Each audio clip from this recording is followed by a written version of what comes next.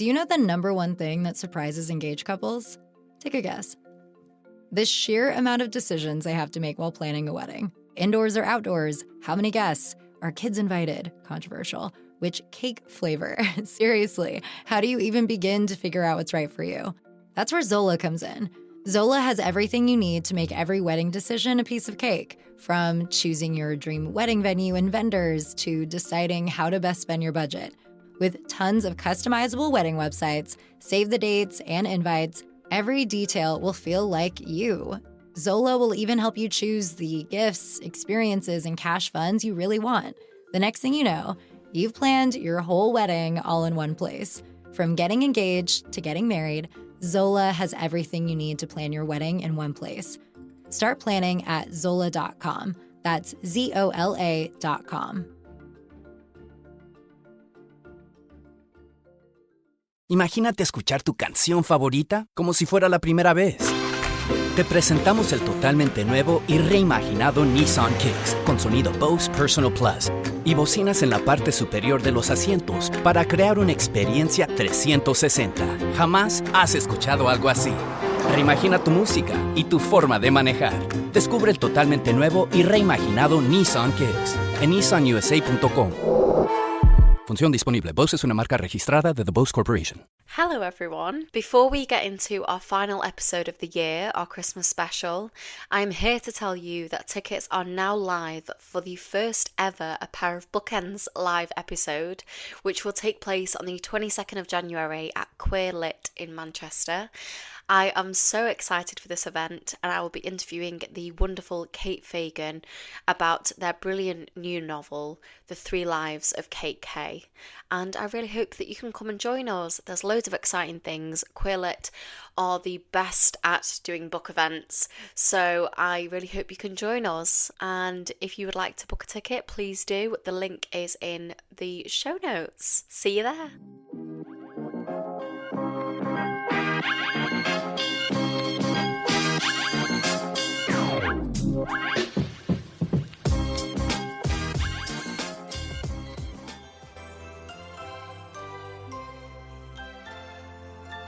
Welcome to A Pair of Bookends Christmas special. We are your hosts and hopefully your new bookish pals. I'm Hannah MacDonald, and here with me today... I am Claire Daverley, author of Talking at Night. I'm so excited to have you. Today we are chatting all things Christmas, deep diving into our top reads of 2024 and looking ahead to upcoming releases we are excited about. Thank you so much, Claire, for coming back. Oh, Hannah, thank you so much for having me. I just loved recording with you in the summer. So to be asked back for Christmas, it was a no-brainer. I'm very happy to be here. I feel like we are on the exact same vibe, and I will no doubt put a clip of this so people can see this look. But for people that are just listening right now, I am sat with an elf headband with the world's biggest elf ears hanging out the side, and Claire is sat in this gorgeous red velvet get-up. Looking like a very gorgeous Mrs. Claus with a Santa hat on. I bought a Santa hat specifically for the recording, and it felt really festive, but now I feel like Ebenezer Scrooge, you know, the little hat that he wears today. But it kind of works, guys. It's gorgeous. It's a whole vibe. Before we do get into this episode, though, I have to say, and this is going to sound it sounds very profesh of me to bring this up, but I feel I must, because this has been such an exciting year for you.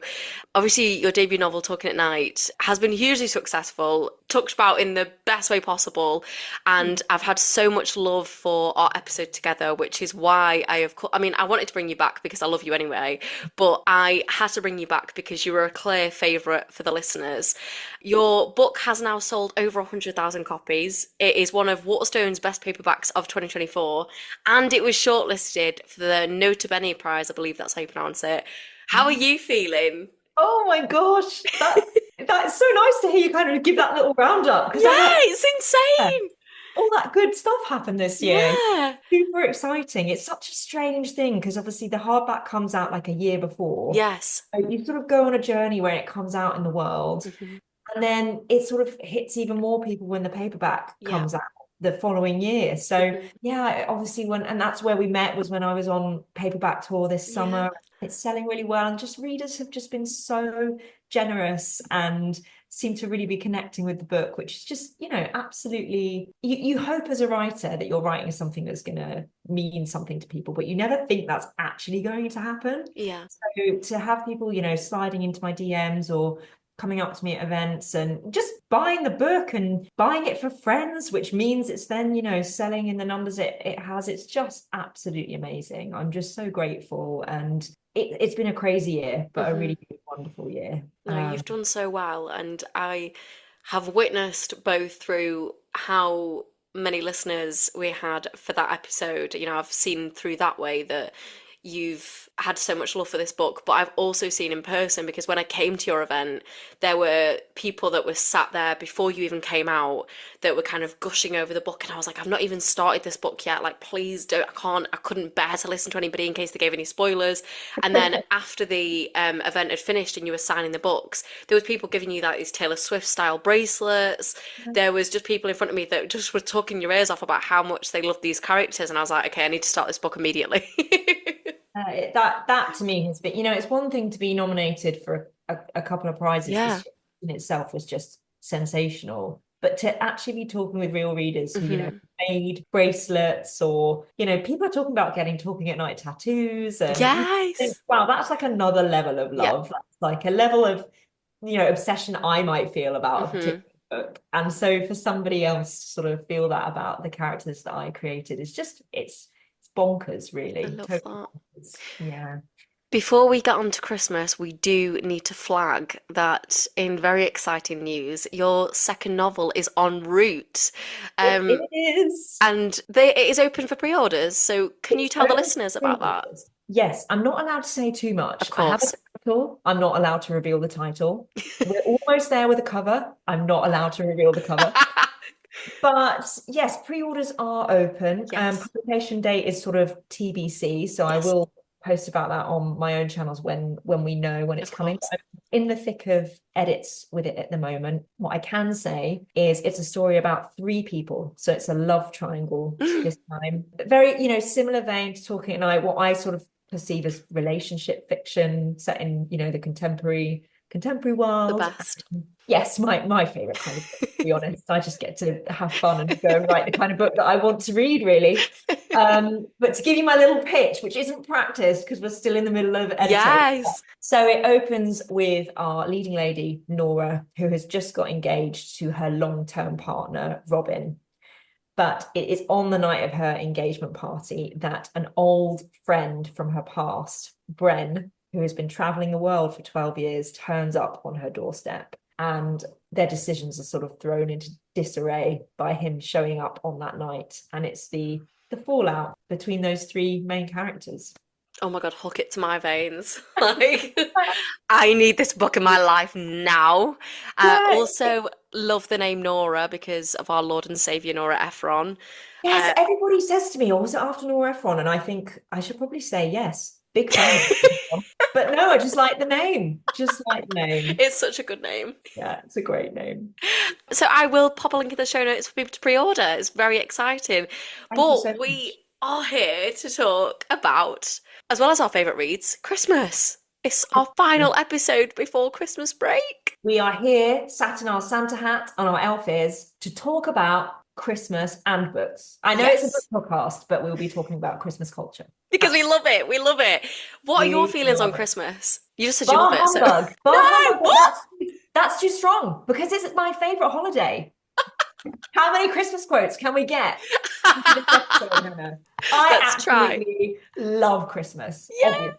I really do. I feel like you needed someone who loved Christmas for this episode. It would be it'd be such a downer if they were like, actually hate it. It would. But a love of Christmas for me was like instilled at a very early age. Nice. So my lovely Nan, she loved it. She made it very magical. And she's sadly no longer with us, but my parents have continued with that enthusiasm. And I know people have lots of kind of different feelings about this time of year, but I consider myself very lucky. It represents, family time, laughter, just really great food, down with my favorite people. And what about you, Hannah? Are you a Christmas fan? I am absolutely a Christmas fan. I always have been. I think we've both spoken outside of the podcast and said that this year has been a bit of a weird year, so it's felt like we needed this festive recording to get us back into the festive spirit, because I am usually like the biggest elf, and I think it's been strange for me this year because last year I was in a Christmas show, so it was like heightened beyond anything last year. And, you know, I was literally singing Christmas songs on a stage every single day. So to go from that to kind of this year's not been that, it's just felt a bit odd. But I went to the Christmas markets yesterday. I tried a mulled margarita, which I've never had before, which was stunning. Oh, good. So I am kind of ready to get the Christmas films on to sort of get Dive into in. that space. What are your favourite Christmas traditions? Do you Well, have any? tradition feels like such a kind of strong word, but so there's Yeah. nothing particularly unusual. We'll roll out the sort of culture and must watches that I have Of every course, year. we will get to those. But aside from that, I am basically a child at Christmas. Still at the age of 33, Excellent. my husband and I and my dog, of course, we all get a Christmas stocking. Absolutely. So we open our presents out of our stocking every Christmas morning. The Christmas dinner itself is like a really big deal. Yeah.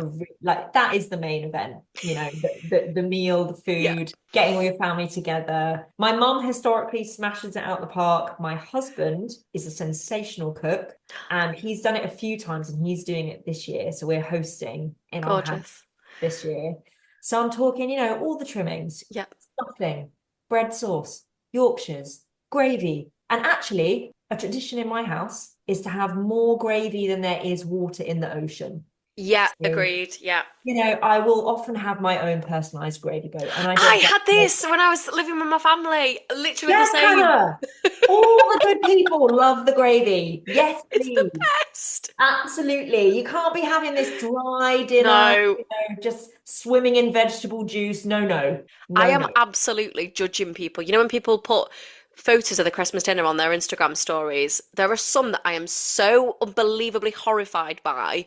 I'm like, what is that? That is not a Christmas dinner. What are you doing? Absolutely. I've been to a meal once, and I'm not going to name and shame, so I'm sorry if they're listening, but they won't be. It's fine. Where they just put vegetable stock in hot water, and I was like, what is this? What? I don't understand. Are you joking? I just don't understand. To the point that they were like, Claire, have more gravy. And I was like, mate, I already put gravy on my plate. It's transparent. You can't see it. So none of that in the Daverley household. Good, thick gravy, lots of it. Yeah.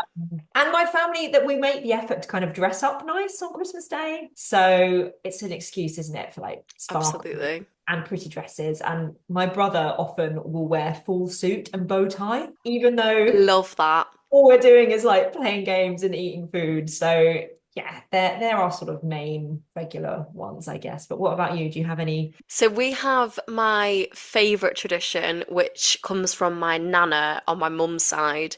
And she has always done this. And it's something that she said she saw as a child at somebody else's house and then wanted her mum to repeat.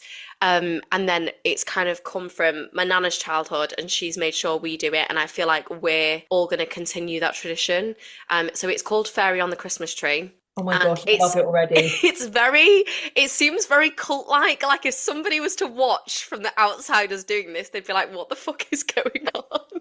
Because we have like a smaller Christmas tree in the house specifically for this. We put the fairy on top of that. We put it in the center of the room, and we all hold hands and we sing this song, and it's like, fairy on the Christmas tree, Christmas tree, Christmas tree, fairy on the Christmas tree, what are you going to give to me? And when the song stops, whoever's facing the fairy has to take their gift from under that little tree, which has their name on, and it's a book. So it has to be a book.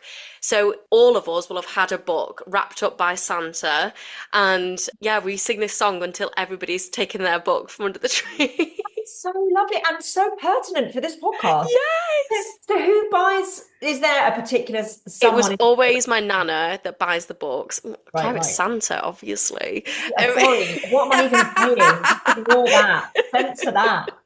Goodness me. It sounds like a very wholesome version of Elf on the Shelf. Yes. I don't really understand because I'm not a parent, but No, same. Parents have tried to explain it to me. And it feels like a beautiful thing where also you get a book at the end of it rather than feel like you want to collapse in a heap because you're having to move the elf around. It's really lovely. Yeah, it was honestly, it was always my favorite, mainly because when I was younger, I was always guaranteed to get. Do you know the number one thing that surprises engaged couples? Take a guess. The sheer amount of decisions they have to make while planning a wedding. Indoors or outdoors? How many guests? Are kids invited? Controversial. Which cake flavor? Seriously, how do you even begin to figure out what's right for you? That's where Zola comes in. Zola has everything you need to make every wedding decision a piece of cake, from choosing your dream wedding venue and vendors to deciding how to best spend your budget. With tons of customizable wedding websites, save the dates and invites, every detail will feel like you. Zola will even help you choose the gifts, experiences, and cash funds you really want. The next thing you know, you've planned your whole wedding all in one place. From getting engaged to getting married, Zola has everything you need to plan your wedding in one place.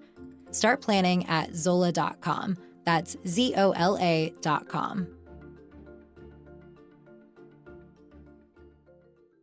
It is Ryan Seacrest here. People always say it's good to unwind, but that's easier said than done. The exception, Chumba Casino. They actually make it easier done than said, or at least the same. Chumba Casino is an online social casino with hundreds of casino-style games like slots and blackjack. Play for fun. Play for free for your chance to redeem some serious prizes. Sign up now and collect your free welcome bonus at ChumbaCasino.com. Sponsored by Chumba Casino. No purchase necessary. VGW Group. Void where prohibited by law. 18 plus terms and conditions apply. A new Jackie Wilson book. So I was always excited for that. But this year, Side note, what was your favorite Jacqueline Wilson book as a child? This is so hard. Okay, so I think my favorite was The Diamond Girls, but I don't properly remember it. I think it was just that there was a load of sisters in that book. And we're showing our age gap because I don't even know that one. Oh no. So it's The Diamond Girls and Love Lessons, I think. And I think Love Lessons was my kind of introduction to, like, I've always had this weird obsession with books that had this kind of power dynamic situation going on, or an affair narrative or something like that. And I've always been drawn to that type of fiction. I don't know what that says about me. One is being included in today's roundup, so make of that what you will. But I always loved books like that. So it was Love Lessons and I think Diamond Girls, which I think there was a few sisters in that book. And I think that's why I loved it, because I've got 3 sisters. So have you? I do. 4. Yeah, 1 of 4. So yeah, the fairy on the Christmas tree was my favourite tradition, and I introduced a tradition with my boyfriend, which is Christmas Eve boxes, because I never had those as a kid. But when COVID hit, our best friend, who we'd lived with for most of COVID, we'd moved out of his by the Christmas, but his parents live in Italy and he couldn't go to Italy to see them because of all the restrictions. So he spent Christmas with us, and I was like, I want to make this really special for him because he's not seen his family. He's got to spend it with us. We had to leave him for a little period during Christmas Day so that we could see our families, but he was on his own. So I was like, right, I'm bringing out the big guns, and I invented the Christmas Eve tradition, and I made us all have matching Christmas pajamas, and I put them in these Christmas Eve boxes for each of us. And would put in like the cocktails in the like tinnies.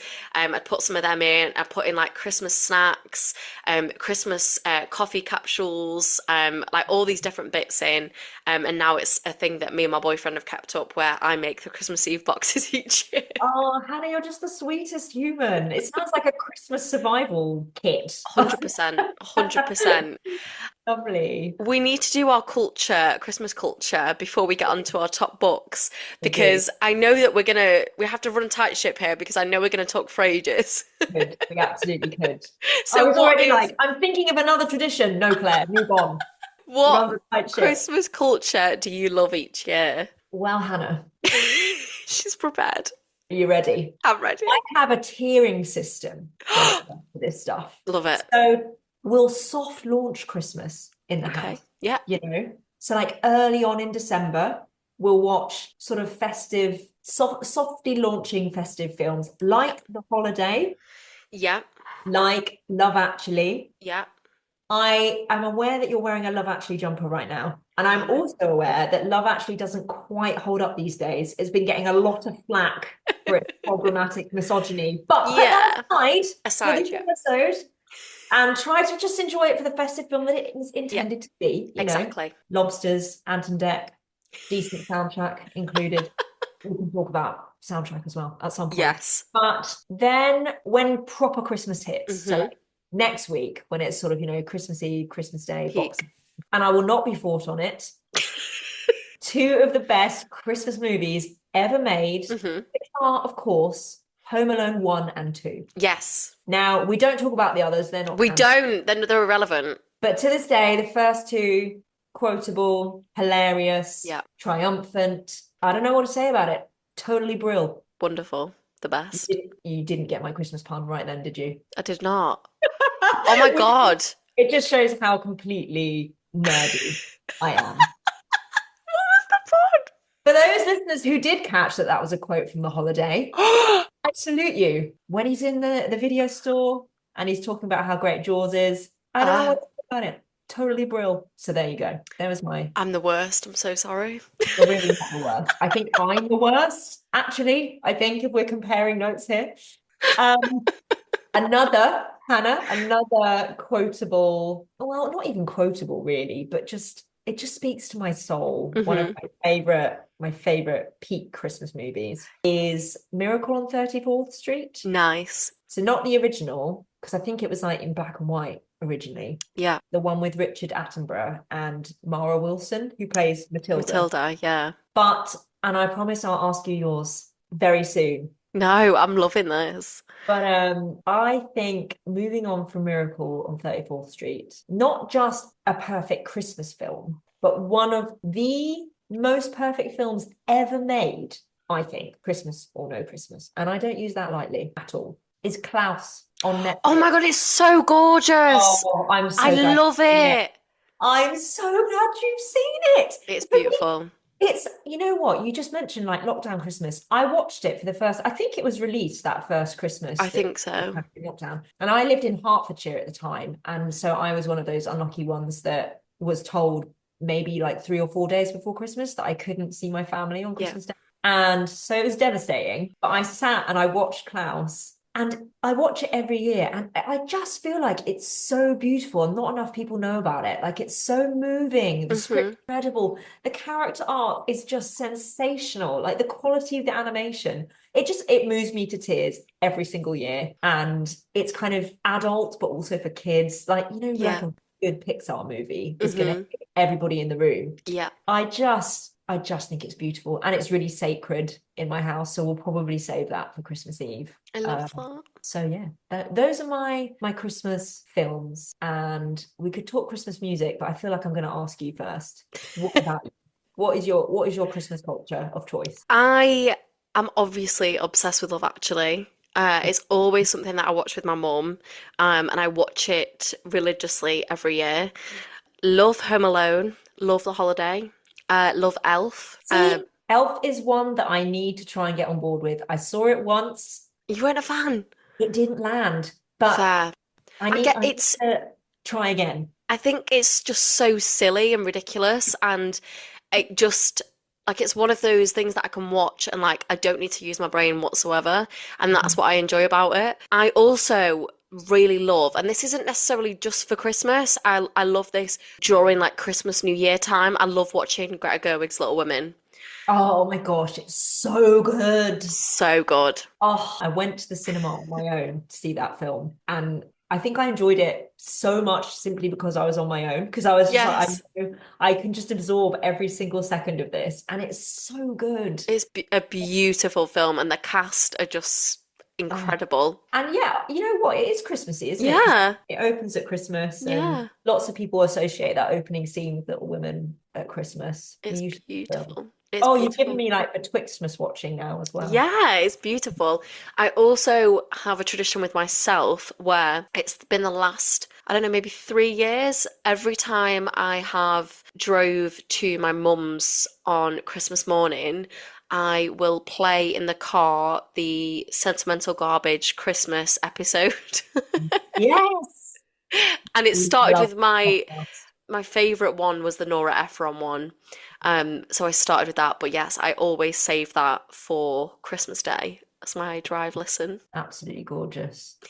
So good. Speaking of which, do you have favorite Christmas songs? Favorite Christmas music? So, the thing about me is that I am not actually in any way religious whatsoever. I was christened when I was younger, but I'm not a religious person. But for some reason, Oh Holy Night by Mariah Carey. Mate, you are talking my language. 100%. I love it so Beautiful song. much. It's so dramatic and just, oh, Honestly, the feeling she puts behind it. Oh, exactly. stunning. That whole Stunning. Christmas album, perfection. Yeah, absolutely brilliant. I Love it. usually go between that and the Love Actually soundtrack. But I Nice. do love Baby It's Cold Outside. Again, problematic, get over it. It's Tom Jones and Cerys Matthews. That whole perfect. Nice. Love it. What about you? So I like you. Yeah, I have the classics like Mariah, Yeah. obviously. So I have, again, with this tiering system I've got going on in my life, what does this say about me? I have a playlist of like all the normal Christmas hits that we all enjoy, but then I have my very own Christmas playlist, which is extremely niche. hmm So I don't know if anybody actually wants to hear about this on a book podcast, but I'm No, going I to go love it. there. Go for We're going it. to go there. So Dermot Kennedy does a cover of, You love Dermot Kennedy. I was just about to say, he is the voice of Talking at Night for me. Yes. And he does a cover of Driving Home for Christmas, which is just absolutely enchanting. It's so beautiful. I've not listened to this. I think if, I don't know, I'm on Apple Music, so I'll have a look. to go on like Christmas, Yeah. Apple Christmas. They've got like loads of great covers and stuff. Sarah Bareilles sings this beautiful song called Love is Christmas, and it's just gorgeous, like reduces me to tears. No. But is beautiful, so beautiful. The Fray singing War is Over. That's super niche and really beautiful. And Lutz singing Christmas Morning. Oh my gosh, it's so gorgeous. But finally, the biggest hole in Christmas mainstream music, which so few people seem to know about, is December Will Be Magic Again by Kate Bush. Have you ever heard of it? No, I've not. I have never been able to find it on Apple Music. I used to have it on like this really niche CD that I got as a kid from like Next Home. It was like Next Oh. Home's Seasonal Sounds or something. And it had all these Christmas songs on it. And Kate Bush had this December Will Be Magic Again. And there is a video of her on YouTube singing that song while she plays piano. But I haven't been able to find it since. So if anybody out there, any Oh listeners my God. know where I can track that down other than on YouTube, please leave it in the comments. I love that. I need to go and find this ASAP. I am gonna squeeze in a couple of Christmas cues before we get to our top 5 books, but everyone's like, shut up, we just want to hear the top 5 Yeah, books. like, But I don't care, I make the rules. The elf has spoken. So I want to know if there are any books that you want to find under the tree this year, and if there are any books that you're hoping to get to in this break. Yeah, great question. Okay. So things that I want to read over this break, which I bought actually myself this year. So when I was on tour, I made myself a little promise that like I would buy a book from every independent shop. I that, like, love bought me, that. which was lovely, but also meant I spent a lot of money on but it means I've got a lovely stack that I like really need to get through. So I still haven't read Hello Beautiful. I've not, and I really want to read it. Yeah, and I really feel like the reason I've been saving it is because I know that I'll love it, and it's like I want to give it my full attention. So I definitely want to read that this Christmas. And I really feel like some proper like relaxing, cozy reading. So the Japanese bestseller, What You Are Looking For Is in the Library. Oh, lovely. Yeah, I really want to get to that. So that's like those are my two gems on my reading list, as well as Adelaide by Genevieve Wheeler. Oh my gosh, I really want to get this. Yes, so I was sent a proof, and because I was in the thick of writing, I couldn't get to it. And now I think it's actually been published. It's out in the world, yeah.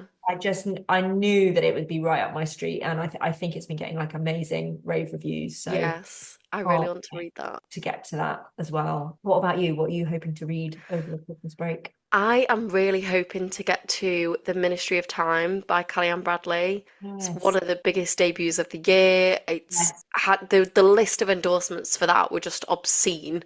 So I've been meaning to get to that for ages. Also, I mentioned Sentimental Garbage before, and they have recommended it on that podcast.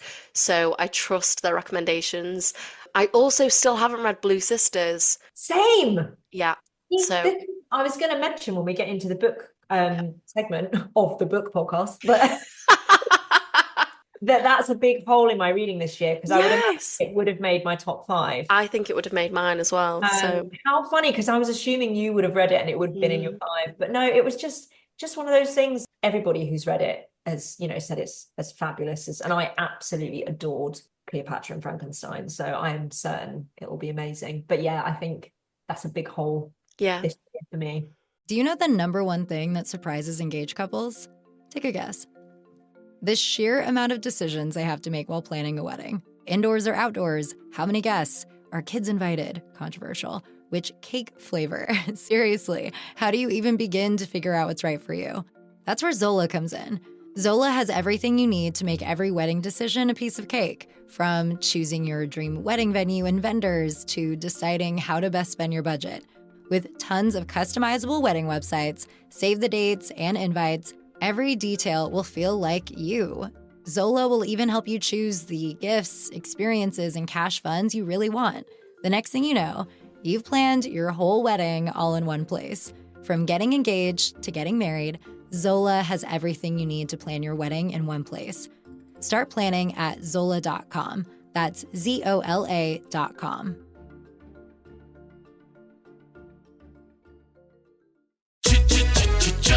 Looking for excitement? Chumba Casino is here. Play anytime, play anywhere. Play on the train, play at the store, play at home, play when you're bored. Play today for your chance to win and get daily bonuses when you log in. So what are you waiting for? Don't delay. Chumba Casino is free to play. Experience social gameplay like never before. Go to Chumba Casino right now to play hundreds of games, including online slots, bingo, Slingo, and more. Live the Chumba life at ChumbaCasino.com. VGW Group. No purchase necessary. Void where prohibited by law. See terms and conditions. 18+. Me too. I'm Yeah. excited. Shall we get to the books? I feel like we should, but there's one thing I need to say, which is I forgot to flag that obviously the Gavin and Stacey finale will be happening this year. Yeah. And it's a tradition in my household that also is Christmas culture, which will also be what I'm consuming this Christmas. Yeah. So it's part of all 3 questions. In that, yeah, I literally cannot wait. I love that show. And the Christmas special, the first Christmas special was just absolutely brilliant. Felt a little bit let down by the second one. Mm-hmm. So I'm going in sort of hesitantly, but Fair. really, really hopeful that Ruth Jones and James Corden will absolutely pull it out of the bag for the I hope final. so. Can I also just say I'm currently watching Rivals as well, and I'm completely obsessed. It's so good. So many people have said this to me and I haven't gone in yet. So would that be a recommendation, like maybe a Betwixtmas recommendation? Yeah, Always want to 100%. go before, the new year kicks in, just hunkering down and watching that. It's so good. And I heard so many people recommend it, and I was like, yeah, whatever. Honestly, we're 2 episodes in and we're hooked. So yeah, Great. get that on your list, Claire. I will, it's on my list. Let's get to the books. Let's do it, what we're actually here for. Exactly. We are doing our top 5 books of 2024. We have decided to not rate these in terms of 5 to 1, like I believe I did last year and potentially the year before also. We are getting rid of those rules because neither of us wanted to do it. I didn't know how I would choose. And I feel like top 5 is it would have been really hard to rank them. So we're just going to chat generally. Exactly. Our So- favourite read of the year. Claire, what is first up for you to talk about? I want to talk about Green Dot by Madeleine Gray. We've already got a crossover. Do we? See, we haven't compared notes, listeners, so we're probably going to end up With a lot of crossover. A lot of crossover. But you had her on this podcast, didn't you? Yes, I did. Yeah. Your episode with her was absolutely phenomenal. Thank you. And I just loved this book. I read it really early on, I think maybe Jan or Feb. Yeah. I actually listened to the audiobook and loved it so Did much. you? I ran out and bought the hardback like as soon as I Love finished. that. Obviously, people will have listened to her episode, I'm sure, but for those who haven't, it's essentially a story about a young woman who loathes her office job but Yeah. falls in love with her older married colleague. Is this the one Mhm. that you were referencing, Hannah, earlier? The affair novel, yeah. Yes, sorry, yeah. And kind of despite the moral question of this, you can't help but love her. Yeah. Her name is Kira. And I related to her so much. Like, Mhm. really rarely laugh out loud when I'm reading. I tend to read quite sort of sorrowful, quite melancholy, I think, as a rule. I don't know what that says about me, but I do. But this was just that like incredible balance of reality, humanness. That's Mhm. a word, but you know what I mean. Yeah. Real life, Mhm. but proper like bark out loud Yeah. laughter. Just some amazing one-liners. Yeah. The voice was just so fresh, so Mhm. memorable, so many great quotes. Like I was writing down like so much Yeah. of just the dialogue. But actually, and I'd love to find out your thoughts on it, Hannah, seeing as it's also one of your 5. But out of all of it, her relationship with her dad was actually my favorite thing. Yeah, me too. It's such a sort of subtlety of the book. Mhm. Obviously, the majority of it is about her relationship with the guy she falls in love with. But just it was so kind of beautifully drawn and so humbling. And I also I loved her. I think she calls it her pleasing codependency with her office worker, Mei Ling. Yes. Because we all have that. We all Oh, have 100%. you Yeah. know, especially as millennials, like when colleagues are just a total life raft for you. Yeah. And I just felt it was just an absolutely standout read for me. And I'm 100%. fairly sure it was going to be my favorite read of the year, even when I read it in February. Yeah. So yeah, those were my thoughts on it. I just absolutely loved it. It's such a good book, and I might as well say that because it's a crossover, that yes, that is one of mine. I read this at the end of January, I believe. I think we interviewed her in February, and it was one of my most anticipated reads of the year. I remember us getting an email through from her publisher asking if we would like to interview her, and I replied in all caps yes before I said anything professional and proper. Because I was just so excited. I'd heard so many great things about it. And I think it just shows that I always hear, especially from following different people on Bookstagram and following different publishers, I always hear about the amazing literary fiction scene in Australia. And I want more of it. I know. Get it over here, guys. Honestly, give it to us. I So know. this was a perfect example of that yes, this is such an incredible book. As I said before, I love an affair narrative. And I think it was just so well executed in this book. I think you end up really rooting for them. And I think there's something really clever about that in terms of, you shouldn't morally, like, you shouldn't really be rooting for an affair because it's just going to cause a ton of people pain. But the way that these characters are written about and the way, I think specifically you're rooting for Hera and you want everything that she wants and you feel like, I don't know, it was just so well written. And she's a bisexual woman, I believe, but she's only been with women prior to this affair. So you really feel like, oh, she's met somebody that she is so surprised by. And she doesn't see it coming, she's not looking no. I'm not suggesting that people that have affairs are, going out and looking for that. But, there's quite a significant age difference, I think, as well. So it's kind of, you really see it in real time where she is very much going after what she wants as well. She's not really being taken advantage of. She pursues him and they have a friendship. They build a friendship first and foremost, which I think is what, like you were saying, Hannah, sort of means that you end up really feeling what this character is feeling. And she's quite self-aware as well. She's very self-aware throughout the whole thing. And she's very, to begin with, Hera seems quite sort of flinty and cynical. Yeah. Actually, she's really sweet and sort of soft-centered, and she ends up really, sabotaging her own life. And I think when I reviewed it, I was thinking, the way I described it is like, it's like watching the Titanic. Yeah. Where this narrative is going, where Hera's heart is headed, and you're screaming like, please turn the boat, and know you're going to be on this collision course, and somehow to write something so emotionally accurate, Yeah. also make it hilarious at the Yeah. same time. I am just astonished by that skill. Honestly, she's so funny, like really, really funny. And I just think you can't learn that kind of wit. It's you know, it's just a natural kind of gift that she's got. You have it or you don't, for sure. Exactly. And I loved all of the interactions with Mei Ling.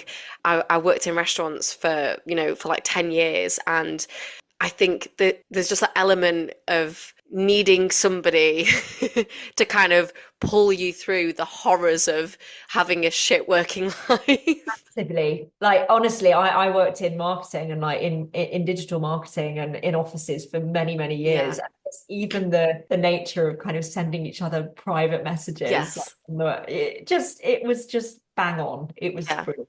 I loved it. I agree, and I also agree on the father-daughter relationship. I thought it's really rare, and I did say this to her when we interviewed her, that it's really rare to see a positive representation of a father-daughter relationship.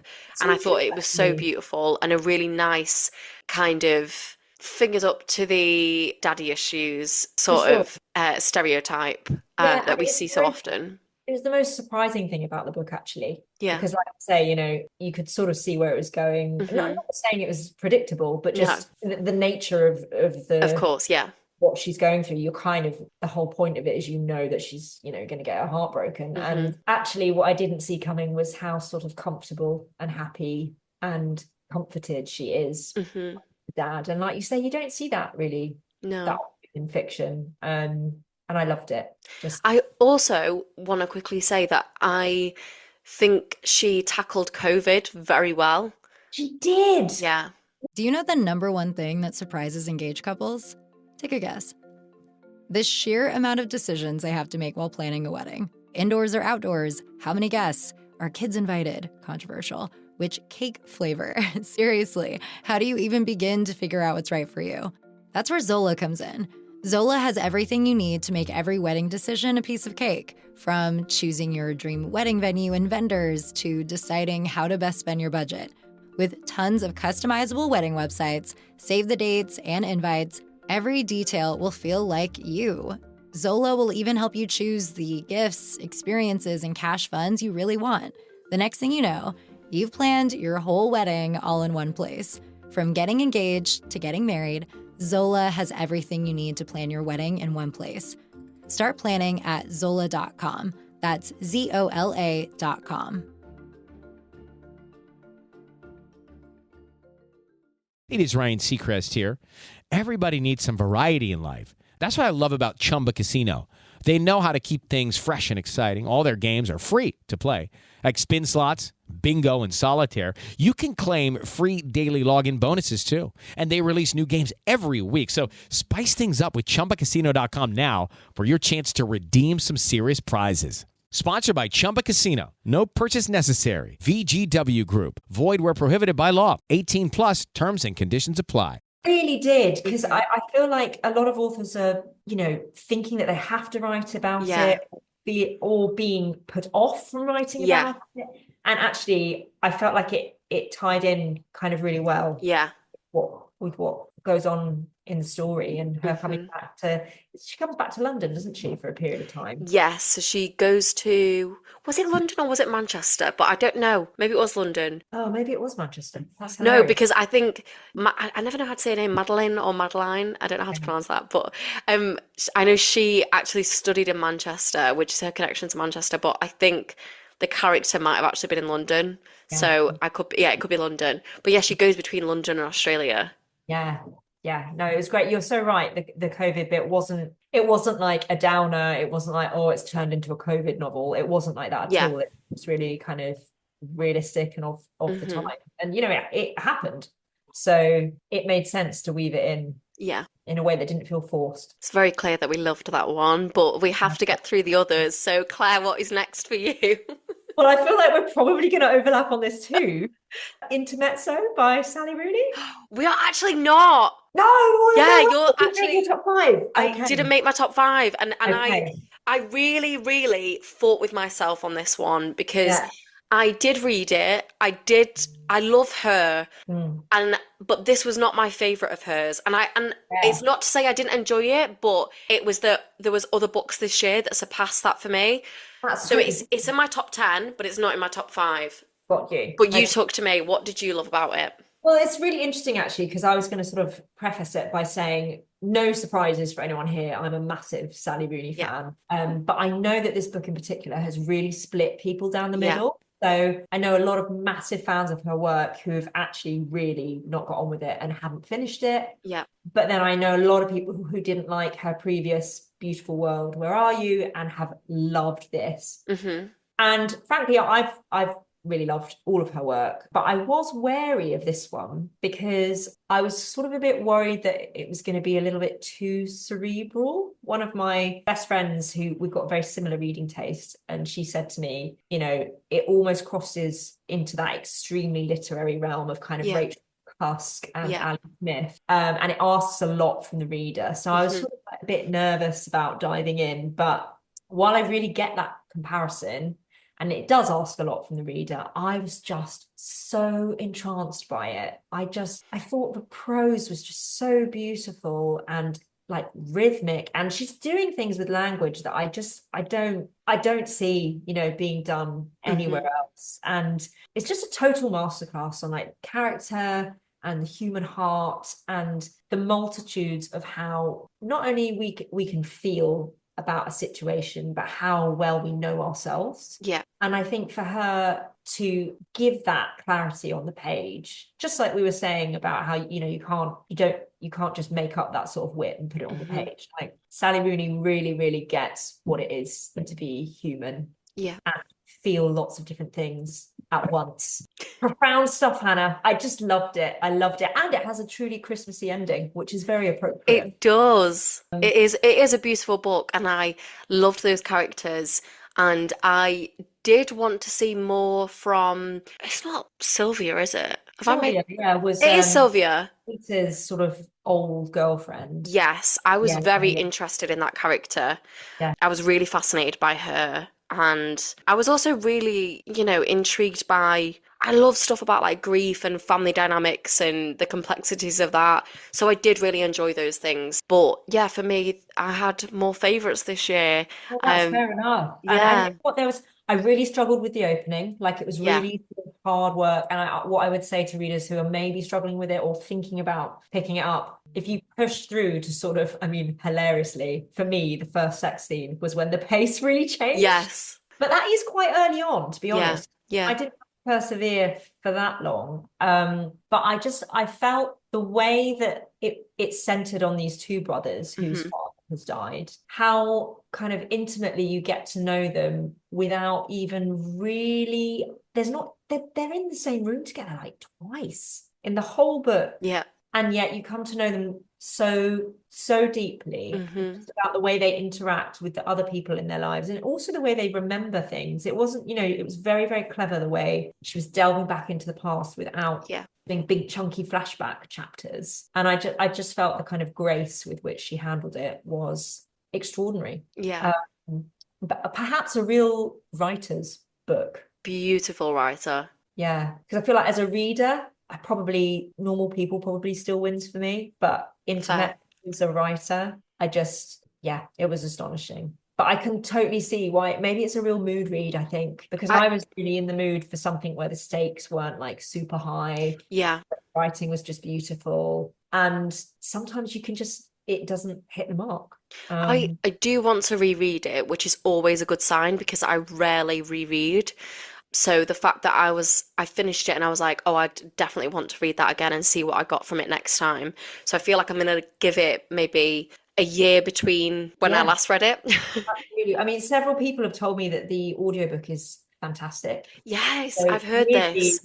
The opposite of Green Dot, I read this, but I've also downloaded the audiobook. So I'm going to listen to that later. I might do that. Because again, the way that she's sort of using dialogue and punctuation is just, it asks a lot from the reader. I really enjoyed it, but maybe if you feel like you'd struggle with like the lack of speech marks and stuff, listening to the audio might be a way forward to sort of For sure. crack into it. But anyway, what's next on your side, Hannah? So this was a really easy one for me to put on the list. This was Girls by Kirsty Capes. Ooh, I okay. absolutely adored this book. I also had Kirsty on the podcast. There's going to be a lot of podcast reads for me because that's the bulk of my reading. This was like, I can't explain my love for this book enough. Like, it was very funny and relatable, whilst also being incredibly moving and profound. And it's one of those books that really punches you in the gut. There's such a devastating kind of turn of events in this book. And, you know, I keep it spoiler free, but basically the book is following the death of these two characters, Matty and Nora. Their mother, Ingrid, is this famous artist, and they are left with her final request, which is to throw her ashes in the canyon in America, and she wants her paintings thrown in the sea. She doesn't want anyone to have her paintings. And they embark on this completely mad road trip across America, and they bring Matty's teenage daughter, Beanie, along for the ride. And it explores art and the price of fame and sort of celebrity culture and how kind of toxic it can be, but especially how it used to be in terms of like tabloid media. It explores mental illness and grief and the kind of complexities between sisters and how kind of cutthroat and cruel that dynamic can be. Sounds brilliant. It's honestly incredible.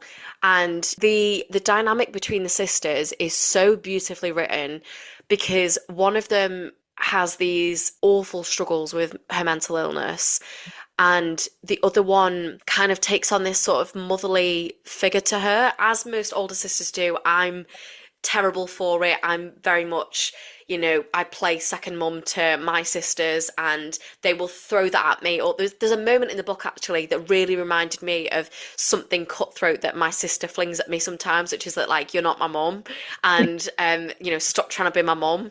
And it's like, oh, so I'm your mum when you want me to be, but but when you don't want, you know, me to kind of keep you in check and tell you that you're being a dick, then you don't like it. And there's a lot of those moments in the book which were just really relatable and really resonated with me. And there's just moments in the book that move me so much. And I don't know if I read this out on the podcast with Kirsty, but if you've not read this, Claire, I need to read this out to I you. haven't. Please, I'm all ears. So I'm not going to give any context for this section because I'm worried about spoilers and I just want you to go into this blind.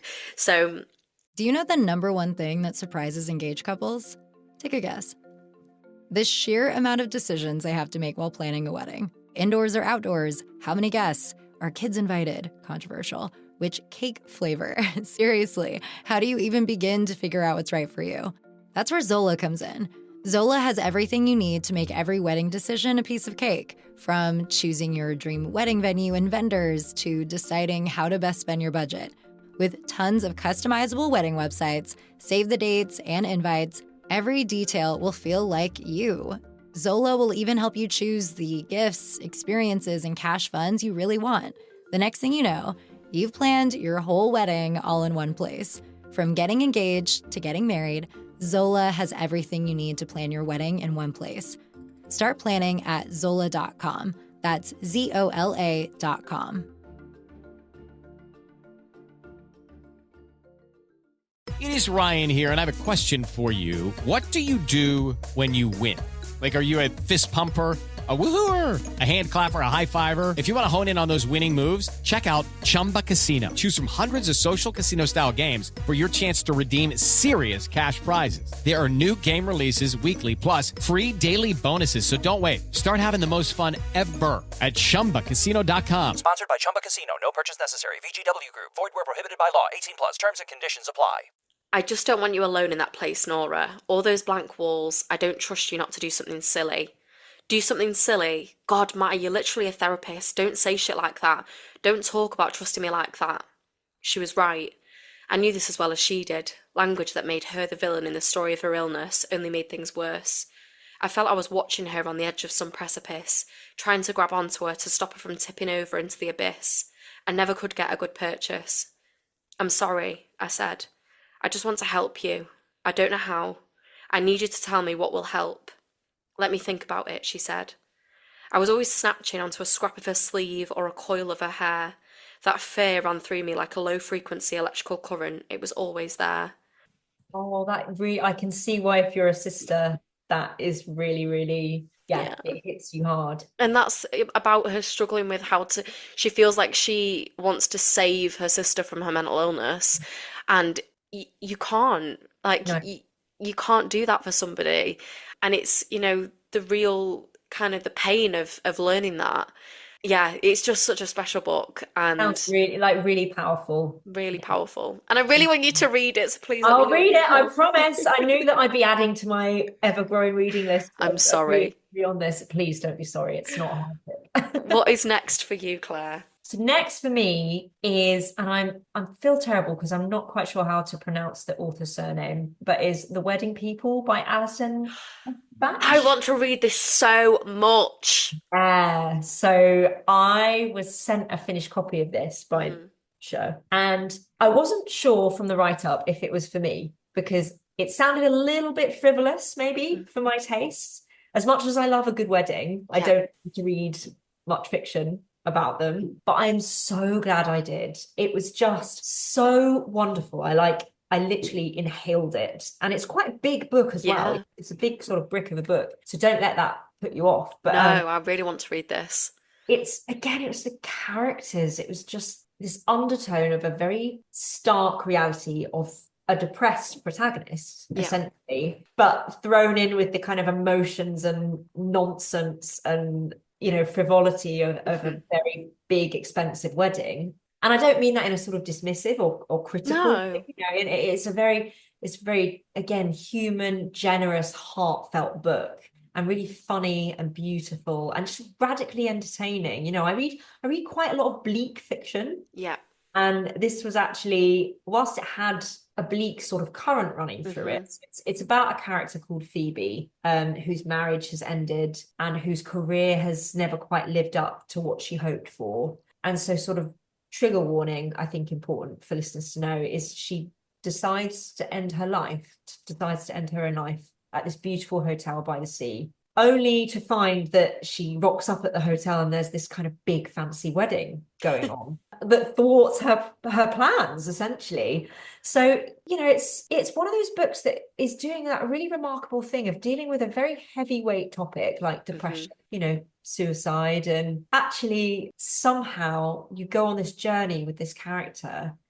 And it feels very respectful. It's dealt with very sensitively. And actually you end up feeling super hopeful, like I say, super entertained the whole way. And you're just left with this feeling that there is life after the life you thought you'd wanted is over. The dialogue's hilarious. Just the surrounding cast of characters. I'm sure it'll be made into a movie. Like it's almost like rife for like a contemporary Nora Ephron or Richard Curtis movie. Love that. Just got this incredible cast of characters, and the setting is so beautiful. And she basically ends up befriending the bride, who is really pissed off that she's there, and not only that she doesn't know who she is, but that she's got plans to her own life. She's like, I can't do that in the middle of my wedding. And it sounds kind of ridiculous, and it kind of is, but that's what makes it so brilliant is these sort of two contrasting points in these people's lives, and somehow they find a connection that bring them both back to life in a way, because the bride's got a lot of stuff going on that that her glitzy special perfect wedding day is definitely masking. I love the sound of this. I think you would love it, Hannah. And it was just so nice to read a book that it sounds mad, but wanted to get back to. Yeah.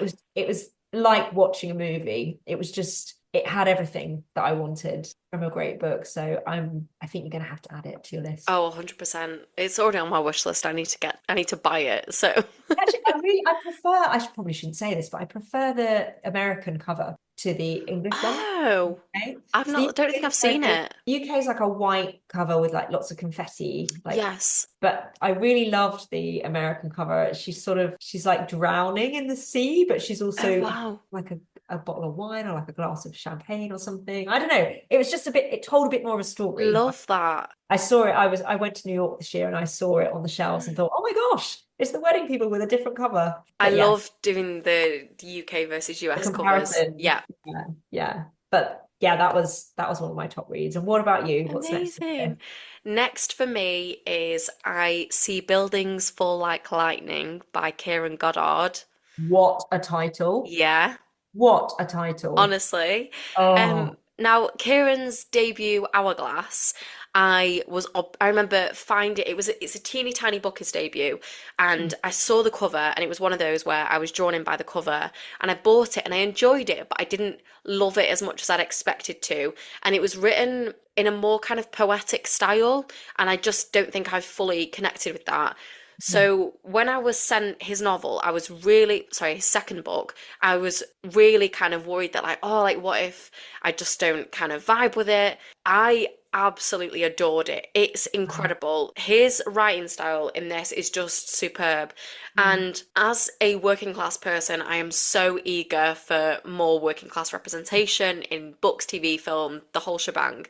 And this was perfect, and it's so clearly done by somebody that comes from that experience, which I think is, a really brilliant thing. It's about 4 friends, and it's told in, multiple POV, and these 5 friends grew up on a council estate together, and it's about what their lives look like now as adults, but also what it was like for them growing up, how kind of growing up on this council estate affected, what they've gone on to do professionally, how their lives have ended up personally, how the class divide in the UK, what that is like and how that kind of seeps into the everyday in a way that's kind of hard to explain or articulate to somebody that isn't from here. And I just thought it was so brilliant. Really, really sad in parts, really moving. But I just really connected to this book. And as you said, like the title is amazing. It is honestly so good. It sounds great. It's giving sort of. I read True Love by Paddy Crew this year. It's giving. I need to read that. It's really good. And I love multiple POV, but when it's done well like this, it's just really great. And I never kind of left one character being like, oh, that wasn't really the right time for me to leave them. It always felt like you spent the right amount of time with each one and enough that you connected with all of them. Perfectly crafted, yeah. Brilliant. And if it's ever adapted, I really, really want to play the role of Shiv. Let that be known. Here first, folks. Yeah, it's happening. So yeah, I really love that book and it really took me by surprise. And I love that when that happens. So yeah, that is one of my top 5. So what is next for you, Claire? Well, interestingly, just like you said, this one really took me by surprise. I hadn't heard of it. I just walked into a bookshop, saw it. I think I know which one you're going to say. I think I mentioned it last time we spoke, so 100%. That's Breakdown by Cathy Sweeney. I think I just read it when we recorded. Yes! And I've still not read it. I need to get this. Again, that's fine because you've got a treat to come. Yeah. It's short. It's certainly not sweet, but I drank it down like a glass of iced water. It was Claire, no, it's mulled wine. What are you talking about? Oh, sorry. Yeah. What am I saying? What do we drink at Christmas? Champagne. I don't know. It was unsettling and kind of really sad, but also liberating and kind of radical. So it's about a mother who... Do you know the number one thing that surprises engaged couples? Take a guess. The sheer amount of decisions they have to make while planning a wedding. Indoors or outdoors? How many guests? Are kids invited? Controversial. Which cake flavor? Seriously, how do you even begin to figure out what's right for you? That's where Zola comes in. Zola has everything you need to make every wedding decision a piece of cake, from choosing your dream wedding venue and vendors to deciding how to best spend your budget. With tons of customizable wedding websites, save the dates, and invites, every detail will feel like you. Zola will even help you choose the gifts, experiences, and cash funds you really want. The next thing you know, You've planned your whole wedding all in one place. From getting engaged to getting married, Zola has everything you need to plan your wedding in one place. Start planning at Zola.com. That's ZOLA.com. It is Ryan Seacrest here. There was a recent social media trend which consisted of flying on a plane with no music, no movies, no entertainment. But a better trend would be going to ChumbaCasino.com. It's like having a mini social casino in your pocket. Chumba Casino has over 100 online casino-style games, all absolutely free. It's the most fun you can have online and on a plane. So grab your free welcome bonus now at ChumbaCasino.com. Sponsored by Chumba Casino. No purchase necessary. VGW Group. Void where prohibited by law. 18 plus terms and conditions apply. Who just walks out of her life. You know, she's got two sort of older teenage kids, a seemingly happy marriage with her husband. And she just makes a decision one morning to disappear into a new kind of solitary existence. And it's just, like I say, it's very short, but it's musings on kind of motherhood and female identity were just so powerful. It was bleak but beautiful, sensing a theme, my kind of favorite. We love that. Similar themes to Soldier Sailor by Claire Kilroy. Which I've still not got to. It's on my bedside table. So yeah, so I read that this year as well. And just for me, breakdown, the language, the prose would just stand out. The whole package is astonishingly good, you know.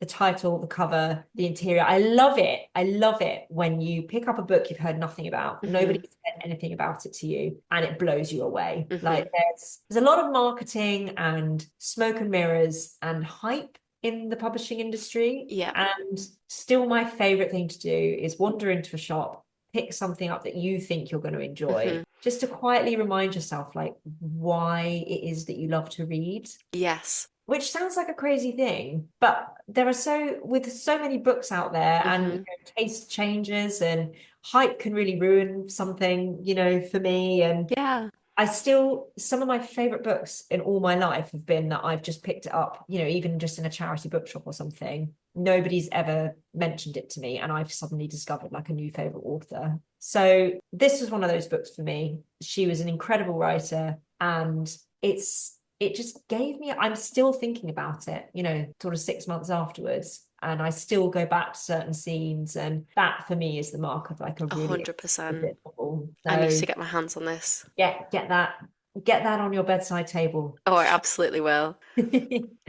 What about you? What's your next one?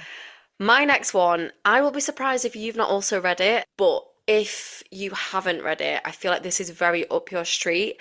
And this is Same As It Ever Was by Claire Lombardo. Have you read this? My list. Yes. Excellent. And a beautiful cover. So it's sort of blue, green. Yeah, I know exactly what I think I got sent the American copy, which is this one. So I got sent this by her American publisher. And I had not read The Most Fun We Ever Had, which is her debut, which was a New York Times bestseller, and it's being adapted by Reese Witherspoon, I think, which is just incredible. And even though I say those things, that it is a New York Times bestseller and it's having this adaptation, I still feel like she's flown under the radar a little bit. I don't know if it's more so here than in America, but she is a master at family sagas. Like, this book is incredible, and it's like 500 odd pages, but I read it in about 3 days, if that. I absolutely flew through it, and you don't want to leave these characters. You kind of don't want to close the book and finish this story. It's just amazing. You know, think complex family dynamics, think, you know, all these secrets being uncovered, all these kind of betrayals, a marriage that is kind of, you know, I was so interested in the kind of long marriage aspect to it, because I feel like we read so many books about like relationships at the starting point, or, you know, it's a kind of, or it's a will they won't they type thing, but it's so rare to read about a marriage that has lasted for that length of time and what it's kind of been through and what the cracks might be over the years. And I love stuff like that. So this is about Julia. She's in her kind of mid to late 40s, I think, and it tracks her life and her marriage over several months, but it also kind of reflects, it's these several months in the present, but then it also looks back at what's happened to her in the past. And like I said, those secrets that have kind of built up over time. And the starting off point of the book is she bumps into an old friend, And then we learn why she no longer has contact with that friend and Hey. why that friend had some kind of negative impact on her marriage. And it is just so well done. It shows the kind of claustrophobic side to motherhood that, you know, a lot of women experience and kind of feel uncomfortable sort of talking about. It's the sort of taboo side of it, which I think is also Soldier Sailor that you mentioned. I think that also explores that. It also explores how kind of impossible it sometimes feels to articulate your own wants and needs. And self-sabotage, how, you know, a lot of people self-sabotage and how that impacts your relationships and your family dynamics, and the closest people to you as well. And I just thought it was so well done. She's just a wonderful, she's a wonderful writer, and the dialogue in it is perfect. There's just lots of the stuff that I love in fiction, so I really feel like you'll love this also. Sold. And I have her first novel on my shelf actually, and Me too. I just never got to it. Yeah, and me too. Too, because I think similarly her debut, I think it's her debut, isn't it? The Most Fun We Ever had. Yeah, that centers around a happy marriage, I believe. And I remember reading that and thinking, yeah, how unusual. We're usually reading about marriages that are breaking down, or exactly, you know, whatever. So it sounds like she's doing something that no other sort of novelist is doing right now, and I'm absolutely sold. I just maybe I need to consume that one over Christmas. I agree. Yeah. I agree, and I need you to come and let me know what you think, obviously. Absolutely. We'll just do this again next year. Oh yeah, absolutely. It's special. Stunning. I believe it's your last book. I think we are number 5. We're at the last books, no, yeah. I say not number 5 because we're not ranking them, but one of my top 5, and probably will come as no surprise to you, is Sandwich by Catherine Newman. Yes, which I've still not read. Oh my God. Yeah. So, I mean, I think maybe I discussed how much I loved her other book, We All Want Remarkable Things. Yes. Maybe when I was here last time. But this was sort of, it's a standalone. It's not a sequel or anything, but kind of very similar. Everything I wanted from Catherine Newman, you get from this book. It was another book like Green Dot that just made me like cackle laugh. So I was just reading it on holiday actually in the summer, and I just kept bursting out into laughter to the point that like my husband's like jumping next to me while he's reading his own book. Like, what? Just every other page or so, like she's the queen of like hilarious one-liners and the sort of dialogue that could be pulled like straight from a family living room or dinner table, like just really realistic stuff. And Sandwich was sort of, it was very short, kind of like a beautiful bite-sized book, I would say, about a family who holiday in Cape Cod in America like every year of their lives. And it sort of follows, even though it's told through the voice of the sort of middle-aged mother, Rocky, it does sort of look at 3 generations. So it's got her parents who are there holidaying with her, so the grandparents essentially, and then Rocky's kids who are no longer kids, they're like college age, but they all come together for this sort of summer holiday. So it's that time of life. I think Rocky's sort of in her mid-50s, where she feels like she's no longer needed as a mum, but she's still burning to be needed. And it's kind of asking those questions of who is she now if that's not what she's here to do. And it was light and reflective, but also really emotional, very representative of what it means to be kind of a woman. I think at a different stage of life that, again, I don't see reflected that often in fiction. And I think Catherine Newman is just such a star at sort of acknowledging that, you know, the world is terrible. Yeah. It's really dark and awful things are happening, like right now, as well as through history, in our own lives, but further afield. And there are just horrors unfolding that are kind of inconceivable, you know, while we sit here and talk about books on a Christmas past. And Catherine Newman does this amazing thing of holding both these things at once. Yeah. So saying, you know, it's because of these dire things that, you know, she references the Holocaust in her novel, and because of these dire things, it's not selfish. I'm so sorry, my dog just barked. It's not selfish, but almost your job. Try and find joy and hold on to it in the one life that we're given, and to not feel guilty about seeking out that light. And that is what I got from this book. You know, this book is a light and it shines despite the kind of big questions that overshadow it: war, loss, generational trauma, but all in the kind of comforting reality of making sandwiches and going to the beach and rolling your eyes because your granddad just said something like, Do you know the number one thing that surprises engaged couples? Take a guess. The sheer amount of decisions they have to make while planning a wedding. Indoors or outdoors? How many guests? Are kids invited? Controversial. Which cake flavor? Seriously, how do you even begin to figure out what's right for you? That's where Zola comes in. Zola has everything you need to make every wedding decision a piece of cake, from choosing your dream wedding venue and vendors to deciding how to best spend your budget. With tons of customizable wedding websites, save the dates, and invites, every detail will feel like you. Zola will even help you choose the gifts, experiences, and cash funds you really want. The next thing you know, you've planned your whole wedding all in one place. From getting engaged to getting married, Zola has everything you need to plan your wedding in one place. Start planning at Zola.com. That's Zola.com. It can get lonely climbing Mount McKinley, so to entertain myself, I go to ChumbaCasino.com. At Chumba Casino, I can play hundreds of online casino-style games for free, like online slots, bingo, Slingo, and more. Plus, I get a daily login bonus. It's just too bad that up here, I don't have anyone to share my excitement with. Woohoo! Live the Chumba life. Anytime, anywhere. Play for free now at ChumbaCasino.com. VGW Group. No purchase necessary. Void where prohibited by law. See terms and conditions. 18+. That really is not okay to say. And even calling, her kids calling him out on it, and like those kind of family squabbles, and it's just splendid. Just like, I love that. Catherine Newman, I met her on book tour this Oh my summer, gosh. and she was, people say like, don't meet your heroes. Yeah. Don't meet your heroes unless they're Catherine Newman. She was such an angel, and her books just continue to be an absolute like auto-buy for me. I love that. So if you want something that's sort of, again, I keep using this word, but yeah, it's not frivolous, but it is lighthearted. It is hilarious.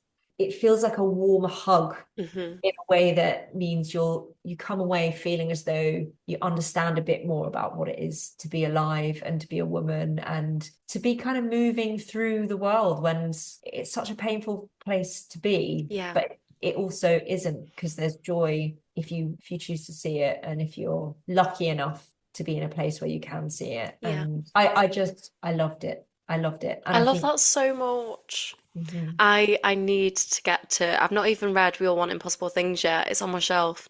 That's one of my favorite books of the decade, I would say. Wow. Yeah, Okay. I need to read that ASAP. Yeah, absolutely. And is it drum roll, your fifth book? My fifth and final, yes. Final. Now, I would like to preface this by saying that I've saved this till last because I didn't want to embarrass you. And oh no! And I was honestly considering choosing something else because I didn't want the listeners being like, she's being held at gunpoint. I promise you I'm not. And I didn't want you or anyone else accusing me of just doing this because you're on the podcast, blah, blah, blah. Everyone can go and shut their mouths. I was thinking, what is the politest way to say this? Started this now, you have to. So my final pick is Talking at Night by Claire Daverley. Oh, Hannah, that is so lovely. And I swear, listeners, I'm not holding her at gunpoint. I'm holding her at hot chocolate. She's absolutely not. And I knew that you'd probably try and talk me out of this, so I didn't mention it to you. But this book is honestly so incredibly special. And it's had a lot of comparisons to kind of Normal People and One Day. And I think in the way that, there's the will they, won't they sort of romantic trajectory. I can't even speak trajectory. Now, I've lost my words, but yeah, it's that. So, it's similar in that way, but I think this is, you've really kind of marked yourself out as such an exciting voice in contemporary fiction. And I'm so excited that I get to be friends with you now because What a privilege to kind of come into somebody's world before, they become unbelievably famous and and everybody else steals you for themselves. I got to meet you and chat to you. But I just love this book so much. And these characters, Will and Rosie, are just so unbelievably special to me. And this story, I think, we obviously spoke about it on the episode, so listeners will know. But, this tracks so many years since they experienced this kind of unimaginable tragedy together. And it's about how that tragedy impacts their lives. And it's the thing that binds them together. Yes, And it connects them, doesn't it it? connects them Yeah. in a way that you can't articulate. You can't articulate that kind of trauma bonding and, that sort of pain that they've been through. And, they will always have this love and care for each other no matter what happens. And, they come together and they come apart again. And, we see their lives unfold and how that thing will always stay with them, but how they learn to kind of navigate and what you were saying before, like find the joy in life again. And, there's so many beautiful things about this book. There's grief, there's loss, there's love, there's, beautiful family dynamics. I especially think I already told you that I love, is it Will's grandma? Yeah, Yes, Instagram. beautiful. And there's so much about like the disappointments and frustrations of life. Obviously, you tackle grief on a big scale, but there is also about the kind of mundane disappointments and frustrations in life, and how, again, like I said, with Same as It Ever Was, there's things that we don't say and don't articulate to people about our own wants and needs. And yeah, it's just so beautifully done. It's so hard to kind of explain your love for a book with the person that wrote it. You're doing a beautiful job. Like, thank you so much. Everything you're saying, I'm like, this is so wonderful because it's what I hope to achieve with it. So the fact that is what you have taken from it is just amazing. Yes. I love what you said about how it's about those, yes, this sort of big tragedy occurs, but it's really about those sort of small, mundane disappointments, but also the small things that bring you joy in life. And that's that push-pull that I was trying to sort of achieve, because that's what it is to live, to fall in love, to get your heart broken. It's to be bored with what you're doing, and then also on another day be absolutely incredibly grateful that you're here and getting to do it. And I just think that's what it is, isn't it? Like moving through this world. It's not a linear narrative. And in a book, it has to be a linear narrative to try and, show those sort of ups and downs and contrasts of the human heart. I'm just so glad that you got that, and you. No, I really, really connected with this book, and I think you're such a beautiful writer, and you write people in with such intimate detail, and you really feel like these people. You completely colour the story and give it texture and life, and your story just sings, and I love it so. I loved it so much. It's a really special book for me, so I couldn't not include it. And I tried. I had a word with myself, and I got all the books out that I'd really loved this year. And then I was like, no, fuck it, I don't care, Claire. Forget it. Hannah, thank you, and appropriately Christmassy, because it opens in November. Yeah. The Christmas scenes are, relatively early on in the book. There's a day, there's a Christmas Eve party. Yeah. So if anybody wants to, squeeze in a little Christmas read, you heard it here from Hannah. It's exactly. But if you cry, it's not my fault, okay? Sorry, not sorry. It's worth it, I promise. Oh, I'm so thrilled that it made one of your top 5. Yes, of course it did. I loved it so much. And I love you. So I love you too. I mean, it's been one of my highlights of the year. It's like to become obviously I became published last year, but to go on tour and like actually make great friends like throughout this process has been so wonderful. I'm just so grateful that you. And it's so deserved. Oh, thank you, Hannah. Thank you. So because we've now done our top 5 reads of the year, and we have spent a ridiculous amount of time talking, but I would have it no other way, we do have to squeeze in what releases we are excited for in 2025. So should we do a quick fire maybe of those? Quick fire. So Gorgeous. There's 3 that I'm really excited about next year. So there's Deep Cuts by Holly Brickley. I've got the proof. Have you? Yes, and I need to read it. Fantastic. Yes. Well, so from what little I know, it's kind of a crackling love story about 2 musicians Yeah. who end up working together, but also like falling for one another. So it's Yeah. kind of about the jealousy and obsession about two musicians working together. Yeah. What a Time to Be Alive by Lucy Mustard. Yes. A coming of age novel Yeah. about a young woman arriving at university in Stockholm, I think. Yeah. It's meant to be witty and charming. Witty, apparently. Witty. Witty and charming. Witty. So too much hot chocolate. Yeah, too much chocolate. I just love the title. You know, people say don't judge a book by its cover. I will always judge a book by its title. Oh, that cover is beautiful. It takes so much from a title and a cover. So anyway, and then finally, The Names by Florence Knapp. Do you know the number one thing that surprises engaged couples? Take a guess.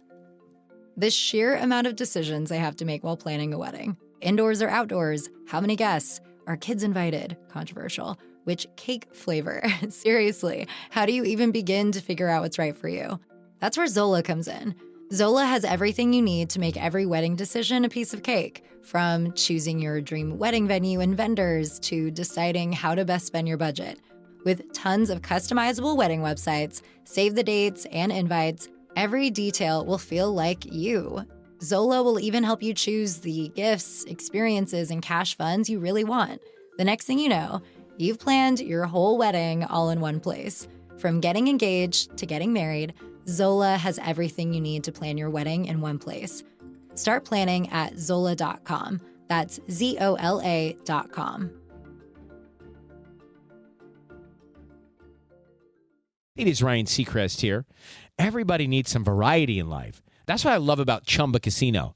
They know how to keep things fresh and exciting. All their games are free to play, like spin slots, bingo, and solitaire. You can claim free daily login bonuses, too. And they release new games every week. So spice things up with ChumbaCasino.com now for your chance to redeem some serious prizes. Sponsored by Chumba Casino. No purchase necessary. VGW Group. Void where prohibited by law. 18 plus terms and conditions apply. Which I was lucky enough to read early. Mhm. So people should look out for. It's about I think it's out in May. It's about a woman who names her baby boy a different name in 3 versions of her life. So kind of like a sliding doors situation. Oh, wow. And we, as the reader, get to kind of watch how her decision plays out and shapes their family going forward. It's really kind of gentle and original, and trigger warning for domestic violence is important to mention. Mhm.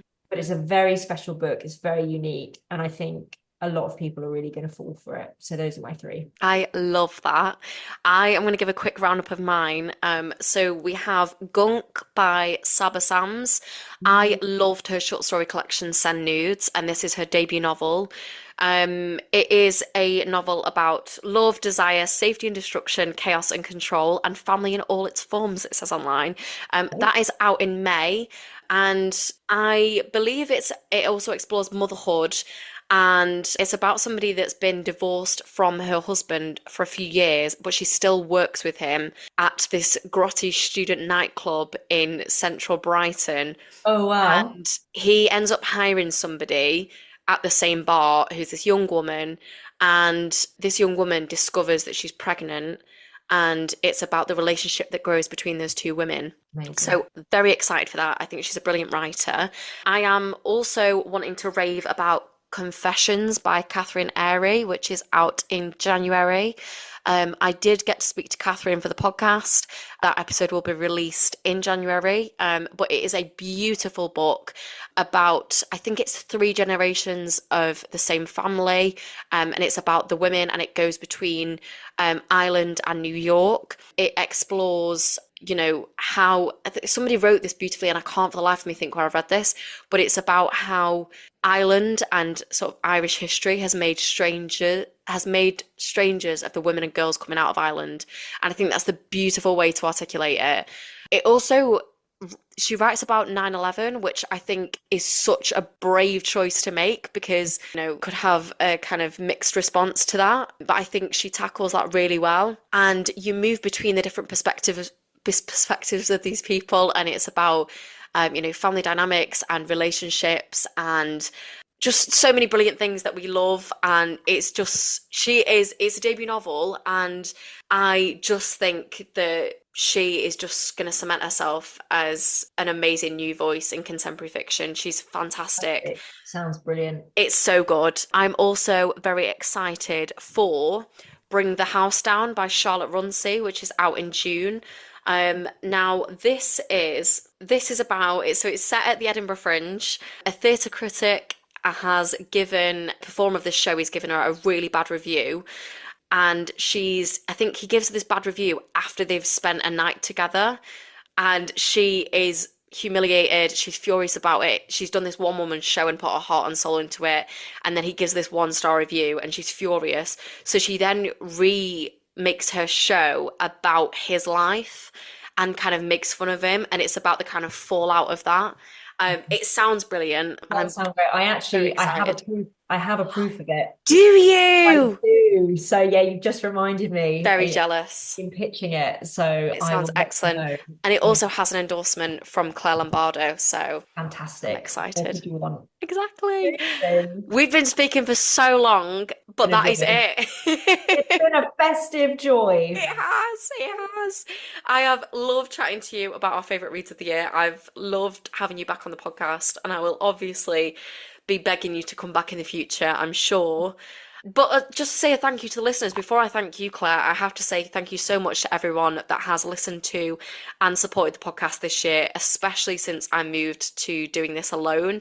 I'm really grateful that everyone has listened and shared and, given us a rating. But if you do want to give us a Christmas present this year, please do rate, review and subscribe, because it does honestly helps so much to boost us in the charts. And if you want more content from us, you can find myself and my friend Emma Hines over on Patreon, which is patreon.com/a-pair-of-bookends. I would love that so much. If you're able to, please come and subscribe over there. There's loads of great stuff coming next year, and I'm really excited. But yes, thank you so much, Claire, for joining me for this. I love you. I love your book, and yeah. I love you, and I love that you love the book. I'm just so thrilled that you want to be back. I've had the best time, and I'm feeling very festive now. So Yay! I can safely say Christmas has begun. Yes. Merry Christmas, everyone. Merry Christmas. And thank you so much for listening. And as I've said, please do rate, review and subscribe. If you want to go follow Claire, you can do so via... I'm on Instagram at Claire Daverley. Wonderful. And you can follow us at A Pair of Bookends Pod on Instagram and at A Pair of Bookends on Twitter and TikTok. Thank you so much for joining us again. Merry Christmas and goodbye.